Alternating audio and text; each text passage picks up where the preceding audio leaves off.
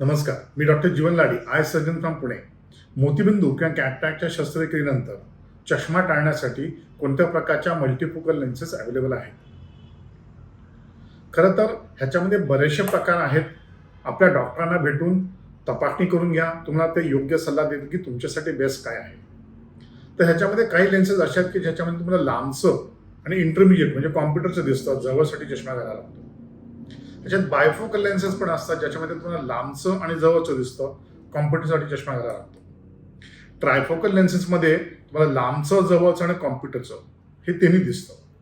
Continuous range of विजनमध्ये लेन्समध्ये तुम्हाला continuously सगळं दिसतं.